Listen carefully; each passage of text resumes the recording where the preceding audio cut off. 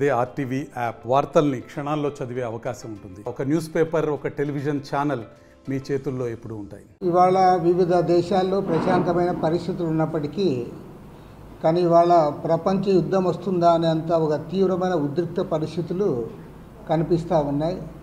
ఎందుకంటే ఇజ్రాయిల్ అనే దేశము అక్కడున్న నెతన్యాహు ఆధ్వర్యంలో గాజా పైన దాడి చేసి అక్కడ భారీ ఎత్తున విధ్వంసకాండ సృష్టించి దాన్ని ఇప్పటికి కూడా వారు కొనసాగిస్తూ ఉన్నారు.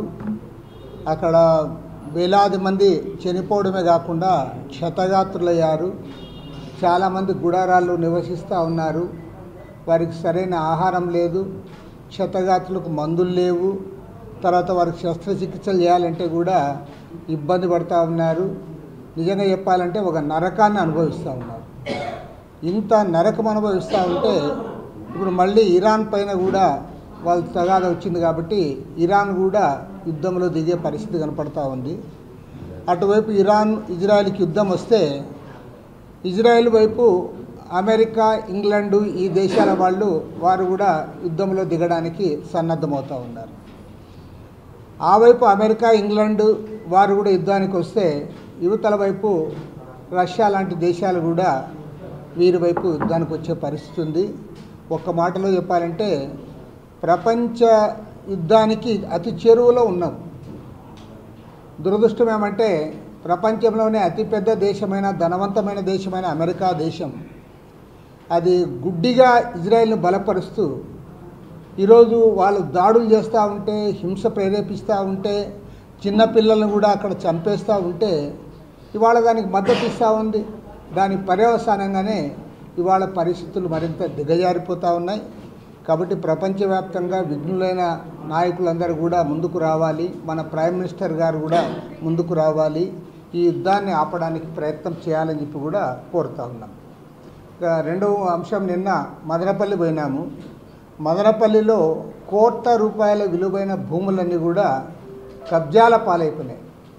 గతంలో కూడా కబ్జాల గురించి మన అనంతపురంలో అక్కడ ఇక్కడ చూసాం కానీ ఇట్లా కబ్జాలు ఏడా చూడాలి. నిన్న పోయి ఒక ప్లేస్లో అయితే పాపం ఆ ఆస్తి పరుల వాళ్ళ తల్లి, తాత, తండ్రి, వాళ్ళ ముత్తాతల వరకు వాళ్ళ సమాధులన్నీ ఉన్నాయి. ఆ సమాధులు ఉండే స్థలాలు కూడా కబ్జా చేస్తున్నారు. మరి అందరూ కూడా మరి నిజంగా పెద్దిరెడ్డి రామచంద్రారెడ్డి సమాధానం చెప్పుకోవాలి. అసలు పాపం అది ఎన్ని భూములు కొట్టేశాడో తెలియదు కానీ ప్రతి ఒక్కరూ పెద్దిరెడ్డి రామచంద్రారెడ్డి పేరే చెప్తున్నారు. చివరికి ఆయన భార్య స్వర్ణలత పేరు మీదుగా కూడా ఆ ల్యాండ్స్ అన్నీ కూడా కబ్జా చేసినట్లుగా రికార్డులు చెప్తున్నారు. సబ్ కలెక్టర్ కార్యాలయంలో అధికారులు, రాజకీయ నాయకులు కుమ్మక్కై సబ్ కలెక్టర్ కార్యాలయంలో ఉన్న ఏవైతే రికార్డ్స్ ఉన్నాయో ఆ రికార్డ్స్ కూడా అగ్గిపెట్టారు. రికార్డ్స్కి అగ్గిపెట్టారు. మామూలుగా సబ్ కలెక్టర్ ఆఫీస్లోనే ఇంకా వాళ్ళని ఏమనాలో నాకైతే అర్థమే కాలే. కాబట్టి ఏమంటే అక్కడ చూస్తే ఎక్కడ పోయినా ఇవే కబ్జాలు. మొన్న బత్తలపల్లి మేము పోతే అక్కడ బత్తలపల్లిలో 19 ఎకరాల 84 సెంట్లు నిడిమామిడి మఠం భూములు అపరా చెరువులో ఉండే వాళ్ళ పేర్ల మీదుగా దాన్ని బదలాయింపు చేశారు. అడంగల్లో కూడా వాళ్ళ పేర్లు రాసేశారు. కోట్ల రూపాయల విలువైన భూమి. విశాఖపట్నం పోతే విశాఖపట్నంలో వేలాది ఎకరాల భూములు కబ్జాలు చేశారు.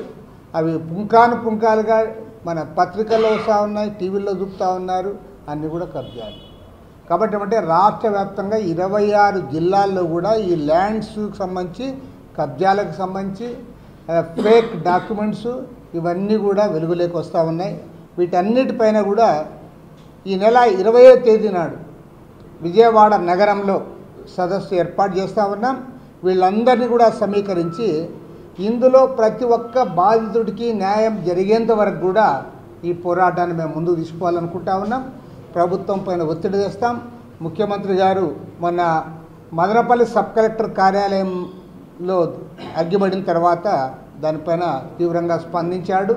వెంటనే డీజీపీ గారిని కూడా హెలికాప్టర్లు అక్కడ పంపించారు.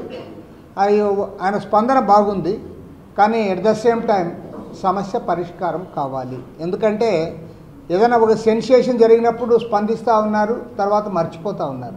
ఈసారి అట్లు కాకుండా ప్రతి బాధితుడికి న్యాయం జరిగేంత వరకు కూడా వారికి అండగా నిలబడాలని చెప్పి కమ్యూనిస్ట్ పార్టీ తరఫున మేము ప్రయత్నం చేస్తూ ఉన్నాం. అందులో భాగంగా 20వ తేదీ నాడు సదస్సు నిర్వహించి ముఖ్యమంత్రి గారి దృష్టికి రాష్ట్ర వ్యాప్తంగా ఎక్కడెక్కడైతే కబ్జాలు జరిగాయో, ఆక్రమణలు జరిగాయో, లేదా ఇతర బాధితులు అన్యాయానికి గురయ్యారో వాళ్ళందరి సమస్యలు కూడా ముఖ్యమంత్రి గారి దృష్టికి తేవడానికి మేము ప్రయత్నం చేస్తున్నాం.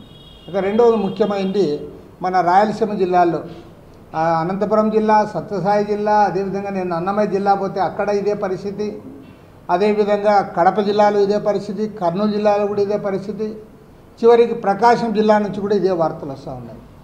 తీవ్రమైన కరువు పరిస్థితులు. ఈవెన్ 30% కూడా విత్తనం వేయలే. విత్తనం వేసిన వాళ్ళు ఏమైనా సంతోషంగా ఉన్నారంటే వాళ్ళకి ఏమాత్రం సంతోషం అంతా ఆవిరైపోయింది. ఇప్పుడు ఏమంటే వేయని వాళ్ళే మేలైంది. విత్తనం వేసిన వాళ్ళు ఈ పెట్టిన పెట్టుబడి కూడా నష్టపోయారు. వాళ్ళకేం పంట రాదు. తర్వాత పాపం ఆ పంటలు కాపాడుకోవడానికి కూడా ఎన్నో కష్టాలు పడుతూ ఉన్నారు.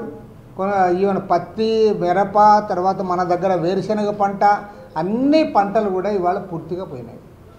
కాబట్టి ఇలాంటి తరుణంలో ప్రభుత్వం యుద్ధ ప్రాతిపదిక పైన రైతులను ఆదుకోవడానికి ముందుకు రావాలి. ఫస్ట్ ఆఫ్ ఆల్ ముఖ్యమంత్రి గారు ఎన్నికల్లో వాగ్దానం చేసినట్లుగా ఏదైతే రైతు భరోసా అన్నారో 20,000 రూపాయలు, ప్రతి రైతుకు కూడా 20,000 రూపాయలు భరోసా ఇవ్వాలి. నెంబర్ 2, ఇవాళ ఇప్పుడు ఏమైనా వర్షాలు వస్తే ప్రత్యామ్నాయ పంటలు వేసుకోవడానికి ప్రణాళిక సిద్ధం చేయడమే కాకుండా రైతులందరికీ కూడా ఉచితంగా విత్తనాలు, ఎరువులు సప్లై చేయాలి. ఎందుకంటే వాళ్ళ దగ్గర ఉన్న డబ్బు ఆల్రెడీ అయిపోయింది. కాబట్టి మీరు ఏదైనా ఇస్తే తప్ప ఈసారి ఒకవేళ వర్షం వచ్చినా కూడా వాళ్ళు ఎత్తుకునే పరిస్థితి లేదు. కాబట్టి ఏమంటే యుద్ధ ప్రాతిపదిక పైన ప్రత్యామ్నాయ పంటలు వేయడానికి ప్రభుత్వం పూనుకోవాలి. మరి ముఖ్యమంత్రి గారు అదేవిధంగా ఈ జిల్లాలకు చెందిన మంత్రులు క్షేత్రస్థాయిలో పర్యటించి రైతులకు భరోసా కల్పించాలి. ఆ రకంగా వారు చర్యలు చేపట్టాలని చెప్పి కూడా సిపిఐ తరఫున విజ్ఞప్తి చేస్తూ ఉన్నాం.